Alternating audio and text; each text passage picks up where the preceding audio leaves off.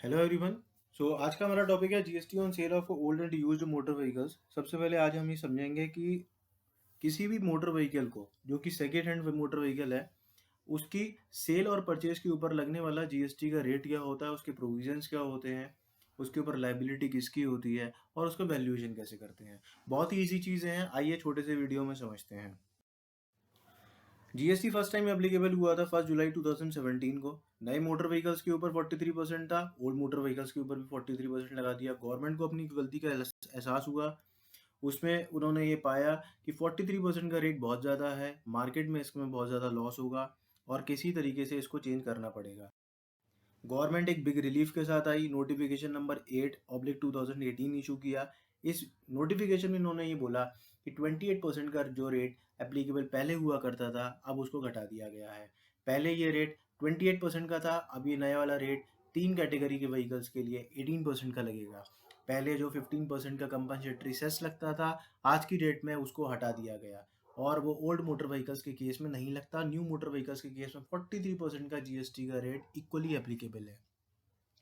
आइए समझते हैं, 3 तरह की कैटेगरी बांटी गई: petrol, diesel and SUV.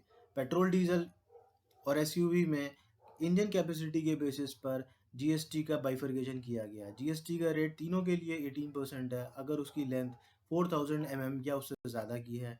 Engine capacity petrol के केस में 1200, डीजल के केस में 1500 और एसयूवी के केस में 1500 सीसी या उससे ज़्यादा का होगा। जो इन तीनों कैटेगरी में फॉल नहीं करता है उसके ऊपर सीधा सीधा 12% का जीएसटी का रेट एप्लीकेबल होगा। नोटिफिकेशन नंबर 1/2018 के केस में किसी भी तरीके का कोई भी कंपनसेटरी सेस एप्लीकेबल नहीं होता इन case you have the old and used motor vehicle. अगर उसकी सेल परचेज करते हैं तो टोटल जीएसटी का रेट जो होगा वो 18% या 12% जो इन दोनों कैटेगरी में फॉल होता है वही लगेगा। कंसेशनल रेट ऑफ जीएसटी ये क्या होता है और कैसे एप्लीकेबल होता है? सिर्फ दो कंडीशंस हैं। अगर मोटर व्हीकल आपने 1 जुलाई 2017 से पहले का लिया हुआ है और वो आज की डेट में अगर सेल करते हैं और अगर वो 18% का जीएसटी का है तो उसके ऊपर कंसेशनल रेट ऑफ जीएसटी लगेगा 65% of the normal GST rate. Condition ये है कि उसके ऊपर प्री जीएसटी रिजाइम में किसी भी तरीके का कोई भी सैनवेर क्रेडिट एप्लीकेबल ना किया हो। सेकंड कैटेगरी, अगर वो चीज़ आपने फाइनेंशियल लीज पर ली है, अगर फाइनेंशियल लीज अगर आपने लेकर परचेज करके सेल करी हुई है तो उस केस में 18% की जगह लगेगा 18% into 65% of the GST that is applicable. अगर वो 18% की कैटेगरी में फॉल करता है तो इन द नटशेल 11.7% का जीएसटी का रेट एप्लीकेबल होगा अगर वो 18% का जीएसटी का कैटेगरी का व्हीकल है तो। आइए आगे चलते हैं, इनका वैल्यूएशन कैसे होता है। वैल्यूएशन का मतलब क्या है? अगर आप ओल्ड मोटर व्हीकल को सेल और परचेज करते हैं तो उसकी वैल्यू निकालते कैसे हैं? दो चीज़ें हैं, अगर आया तो बिजनेस करते हैं या बिजनेस नहीं करते हैं। अगर बिजनेस करते हैं तो उस केस में इनकम टैक्स के अंदर आपके पास डब्ल्यूडीबी आ रही होगी। डब्ल्यूडीबी का मतलब क्या है? Written down value. जो इनकम टैक्स एक्ट में हर साल डेप्रिसिएशन लगाने के बाद एक डब्ल्यूडीबी की फिगर आपके पास बुक्स में स्टैंड करती है ऑन द एसेट साइड, तो उस वैल्यू को आप कंसीडर करें। अगर सेल कंसिडरेशन में से अगर आप उस डब्ल्यूडीबी को हटा दें तो वहाँ पर आता है मार्जिन मनी। लेट सपोज कोई भी अगर आपके पास मोटर व्हीकल है और वो बुक्स में स्टैंड करता है और वो 4,20,000 रुपए की, लेट सपोज उसके पास डब्ल्यूडीबी आ रही है। डब्ल्यूडीबी मैं दोबारा बता देता हूँ। लेट सपोज आपने 8 लाख रुपए की ओरिजिनल वैल्यू का व्हीकल खरीदा था, 3 साल उसके ऊपर डेप्रिसिएशन लग गया। डेप्रिसिएशन का रेट लेट सपोज 15% था। 15% 3 बार लगाने के बाद जो भी उसकी बैलेंस वैल्यू आएगी वो आपकी कहलाएगी डब्ल्यूडीबी। लेट सपोज हमारे एग्जाम्पल में डब्ल्यूडीबी आ रही है 4,20,000 रुपए की। 4,20,000 रुपए को आप डिफ्रेंशिएट कर दें। ये 4,20,000 रुपए आपके क्या है? एक तरीके से परचेज कॉस्ट है कि आपने अपना मोटर व्हीकल 4,20,000 रुपए में खरीदा है। लेट सपोज अगर आपने उसको सेल किया आज की डेट में जब जीएसटी एप्लीकेबल है 5 लाख रुपए में, तो बैलेंस अमाउंट बचता है आपका 80,000 का। 80,000 के ऊपर आपको जीएसटी पे करना पड़ेगा in case you are running a business और आपके पास वो बिजनेस में इनकम टैक्स एक्ट के अकॉर्डिंग आपके पास डब्ल्यूडीबी की फिगर आ रही है। लेट सपोज अगर हम इसको उल्टा कर दें कि और हमारे पास जो वैल्यू है मार्जिन मनी है वो निगेटिव आ जाता है। अगर वो नेगेटिव होगा तो आपको उसमें घबराने की ज़रूरत नहीं है, आपके ऊपर किसी भी तरीके का कोई भी जीएसटी एप्लीकेबल नहीं होगा।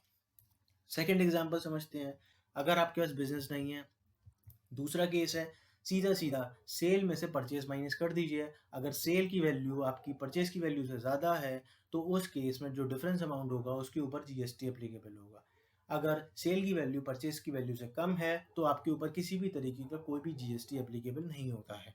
उसको नेगेटिव मानते हुए आपको उसको आइए समझते हैं, अगर आपका बिजनेस ही होल सेल कार परचेज का है, तो उस केस में आप क्या कर सकते हैं। It means you are dealer.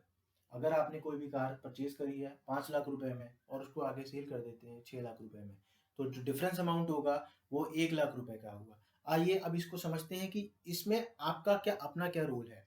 अगर आपने कोई भी कार परचेज करी है, तो आपने किसी भी तरीके को कोई भी वैल्यू एडिशन नहीं करा, कोई भी नेचर ऑफ द गुड्स उसकी परचेज और सेल में चेंज नहीं हुई है।